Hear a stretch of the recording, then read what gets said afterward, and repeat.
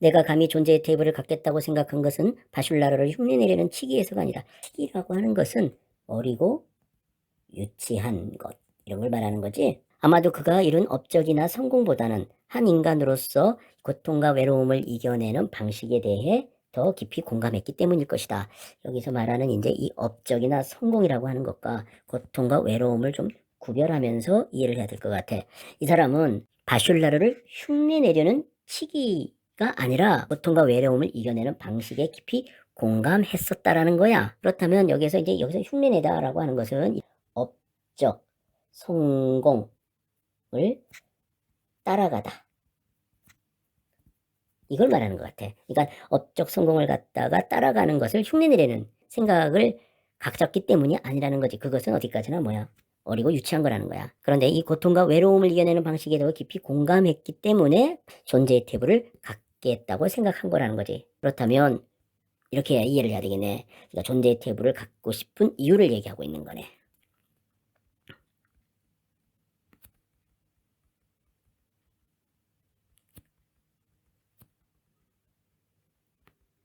그리고 내게도 그런 자리가 필요하다면 이렇게 자그마하고 나지막한 테이블일 것이라고 생각하면서, 자그마하고 나지막한 테이블이다 라고 하는 얘기는 결국 뭐 소박한 이런 테이블인 거네. 나는 그것을 샀다. 다리는 접었다 폈다 조립이 가능하고 둥근 판 위에는 작은 꽃 모양을 새겨 넣은 테이블이었다. 요거는 테이블의 외양을 갖다가 묘사하고 있네. 요렇게 생겼네. 자, 여기까지는 인도에서 본 테이블을 가지고 바슐라르의 존재의 테이블을 연상한 다음에 자신의 존재의 테이블에 대해서 이야기하는 것으로 글을 전개시키고 있네. 그 테이블을 사는 순간 어찌나 행복했던지 그것만으로도 인도에 보람이 있다고 생각할 정도였다. 그만큼 그 행복감이 어느 정도인지를 갖다가 강조하는 표현이라고 봐야 되겠네. 그러나 행복함은 차차 후회로 변해갔다. 여행 초기에 커다란 짐 하나가 생긴 셈이니, 여기서 이 커다란 짐이라고 하는 것은 테이블을 말하는 거지. 여행 내내 나는 그것을 끌고 다니느라 여간 고생을 한 게 아니었으니까. 존재의 자리를 낙타의 혹처럼 자기 등 뒤에 짊어지고 다니는 내 모습이라니, 내 모습이라니 라고 했을 때 요거는 일종의 감탄적 표현이니까 이건 이제 영탄법이 쓰였다 라고 이해를 해야 될 것 같아. 근데 여기서 이 사람은 이런 비유를 하는 것 같아. 자기 자신을 갖다가 낙타에다가 비유를 했어. 자기는 테이블을 갖고 다니는데 낙타는 혹을 쥐고 다닌단 말이야. 그런데 이건 공통점이 있는 거야. 짊어지고 다닌다라고 하는 공통점이 있는 거지. 그래서 비유를 한 거야, 이렇게. 그처럼 우매한 충동과 집착이 또 어디 있을까 싶었다. 우매한 충동과 집착은 테이블을 갖게 된 것, 이거를 말하는 거지. 그 테이블을 사지 않고도 이미 집에 있는 테이블로도 충분히 만들 수 있는 존재의 자리를 나는 왜 그 테이블이 아니면 안 될 것처럼 생각했던 것일까? 그 테이블이 아니면 안 된다라고 하는 얘기는 그만큼 집착을 한다는 얘기인데, 여기서 말하는 이 존재의 자리라고 하는 것은 정신적 행복 같은 거지. 왜냐하면 바슐라르의 존재의 테이블은 결국 물질적 고통, 외로움, 고독, 이 속에서도 정신적인 어떤 행복, 이런 것들을 갖게 된 것을 말하는 거였잖아. 그러니까 여기서 말하는 존재의 자리는 바로 이 정신적 행복을 말한다라고 이해를 해야 될 것 같아. 그것은 아마도 오랫동안 자기 존재의 자리를 잃어버린 채 생활에 휘둘려 살아가고 있다는 위기감 때문이었을 것이다. 위기감 때문에 이 테이블에 집착하게 되었다고 했는데, 이때의 위기감은 어떤 것이냐면 자기 존재자를 잃어버린 채 생활에 휘둘려 살아가고 있다라고 하는 위기감인 거지. 그러니까 여기서 말하는 이 생활이라고 하는 것은 결국 뭐 일상생활을 말하는 걸 거야.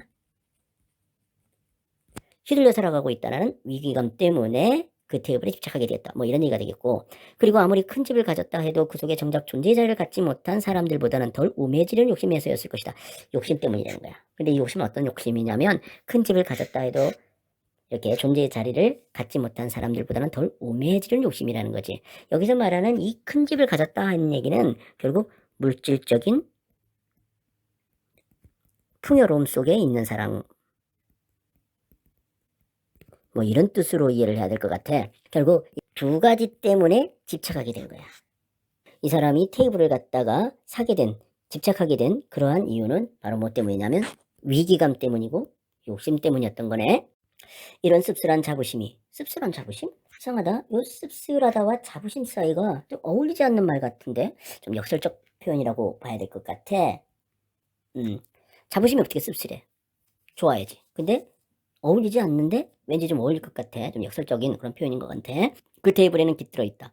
그런데 문제는 존재의 테이블을 인도해서 한국 땅까지 끌고 와서 집안에 들여놓은 후에도 그 앞에 앉을 시간을 그리 많이 갖지 못했다는 것이다. 이는 바꿔 말하면 존재의 자리를 찾지 못했다라는 얘기인 거야, 아마. 아주 오래도록 거기 앉아있지 못할 때도 있었다. 그럴 때는 바로 곁에 있는 그 테이블이, 이거는 이제 물리적 거리지.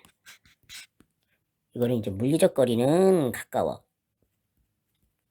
근데 그것이 만들어진 인도보다 더 멀리 있는 것처럼 느껴진다 라고 했어. 인도보다 더 멀리 있는 것처럼 느껴진다 라고 하는 것은 이제 심리적 거리지.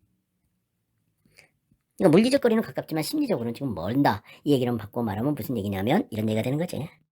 앉을 시간을 그리 많이 갖지 못했다라는 얘기하고 같은 말인 거야. 새겨진 꽃 문양 사이로 먼지가 끼어가는 걸 보면서 내 마음이 그 모습 같거니 생각할 때도 있었다. 여기서 말하는 이 그 모습이라고 하는 것은 먼지가 낀 것을 말하는 거야. 마음속이 먼지로 가득 찼다라는 얘기인데 먼지라고 하는 것은 어떤 더러움을 갖다가 이야기할 때 많이 쓰는 거 아니야? 그렇다면 이렇게 존재의 테이블에 앉지 못하면서 점점점 내 마음이 더러워졌다. 뭐 이런 뜻으로 이해를 해야 될 것 같아.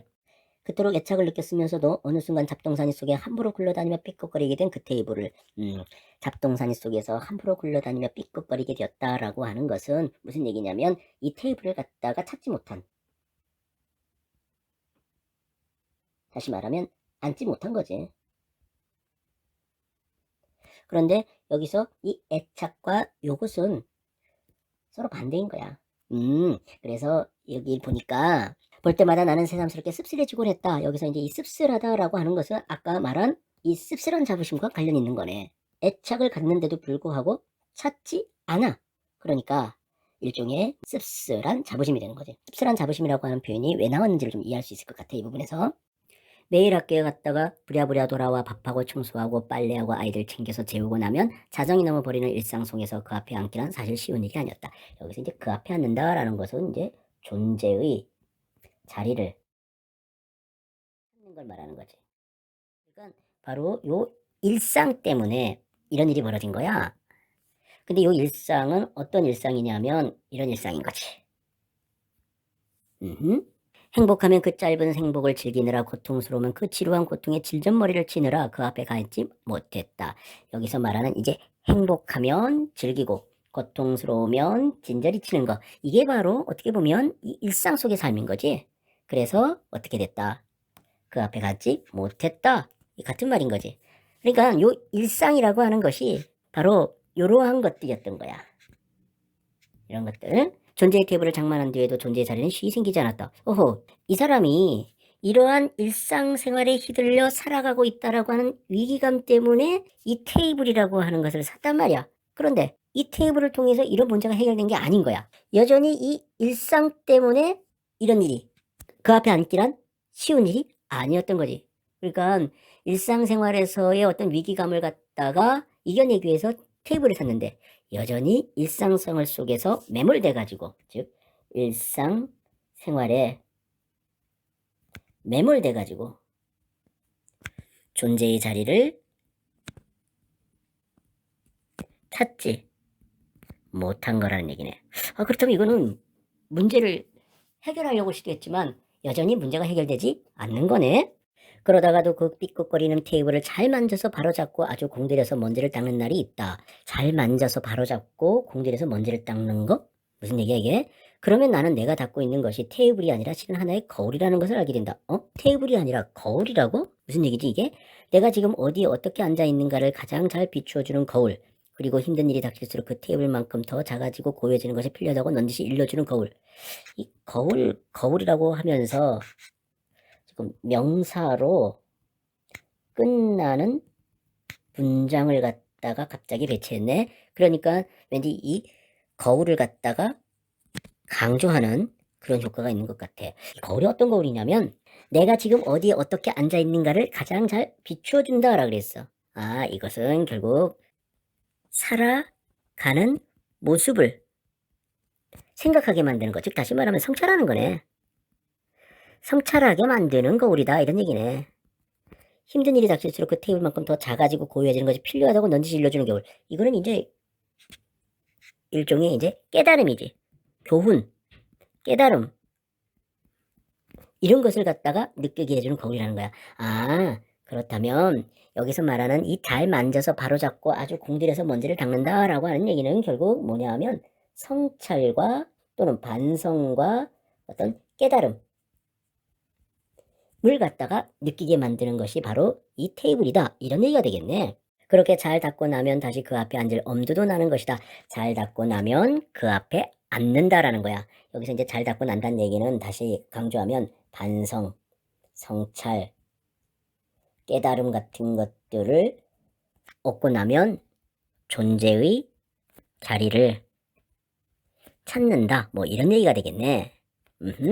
볕이 잘 되는 창문 쪽으로 그 테이블을 가져다 놓고 두 손을 씻고 이 말을 다시 한번 되풀이하는 거네. 그러니까 요거를 갖다가 반복함으로 해가지고 어떤 테이블을 찾는 그러한 어떤 심정을 갖다가 강조하고 있다. 이렇게 볼 수 있겠어. 이렇게 누추한 생활에서 간신히 스스로를 건져 올려 그 앞에 데려다 놓는다. 여기서 이제 말하는 누추한 생활은 바슐라루처럼 어떤 그 외롭고 힘들고 고난에 찬 그러한 생활과 비슷한 것 같아. 스스로를 건져 올려. 여기서 스스로를 건져 올린다라고 하는 것은 결국 뭐냐면 정신적인 어떤 존재의 자리를 찾는 거지. 그 드문 순간들에야 비로소 나는 고통스러우면서도 행복하다는 것이 무엇인지를 어렴풋하게나마 느끼게 된다. 여기 참 또 역설적이네. 고통스러우면서도 행복하다. 이건 또 역설적인 어떤 건데 결국 이 사람이 얻은 깨달음인 거지 이게.